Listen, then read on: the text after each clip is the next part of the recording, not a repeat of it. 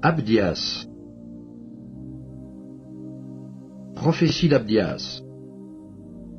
Ainsi parle le Seigneur l'Éternel sur Édom. Nous avons appris une nouvelle de la part de l'Éternel, et un messager a été envoyé parmi les nations. Levez-vous, marchons contre Édom pour lui faire la guerre. Voici, je te rendrai petit parmi les nations. Tu seras l'objet du plus grand mépris. L'orgueil de ton cœur t'a égaré, toi qui habites le creux des rochers, qui t'assieds sur les hauteurs, et qui dis en toi-même, « Qui me précipitera jusqu'à terre ?» Quand tu placerais ton nid aussi haut que celui de l'aigle, quand tu le placerais parmi les étoiles, je t'en précipiterai, dit l'Éternel. Si des voleurs, des pillards viennent de nuit chez toi, comme te voilà dévasté, mais enlèvent-ils plus qu'ils ne peuvent? Si des vendangeurs viennent chez toi, ne laissent-ils rien à grappiller? Ah, comme Ésaü est fouillé, comme ses trésors sont découverts.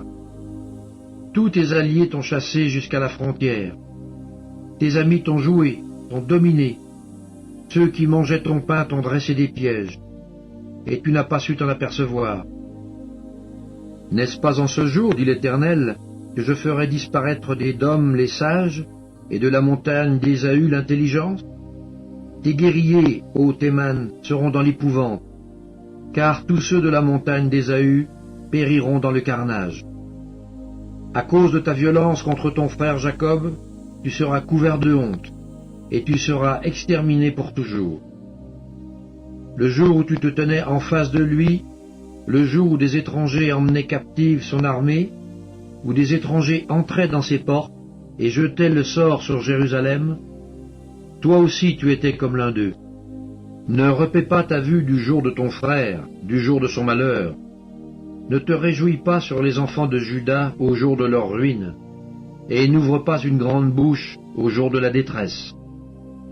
N'entre pas dans les portes de mon peuple au jour de sa ruine, ne repaie pas ta vue dans son malheur au jour de sa ruine, et ne porte pas la main sur ses richesses au jour de sa ruine. Ne te tiens pas au carrefour pour exterminer ses fuyards, et ne livre pas ses réchappés au jour de la détresse. Car le jour de l'Éternel est proche pour toutes les nations. Il te sera fait comme tu as fait, tes œuvres retomberont sur ta tête. Car comme vous avez bu sur ma montagne sainte, ainsi toutes les nations boiront sans cesse. Elles boiront, elles avaleront, et elles seront comme si elles n'eussent jamais été. Mais le salut sera sur la montagne de Sion, elle sera sainte, et la maison de Jacob reprendra ses possessions.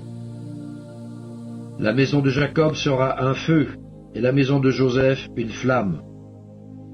Mais la maison d'Ésaü sera du chaume, qu'elles allumeront et consumeront.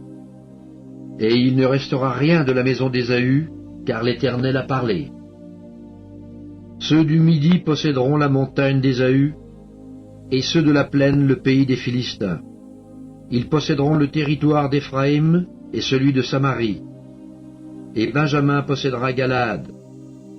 Les captifs de cette armée des enfants d'Israël posséderont le pays occupé par les Cananéens jusqu'à Sarepta, et les captifs de Jérusalem qui sont à Sépharad posséderont les villes du Midi.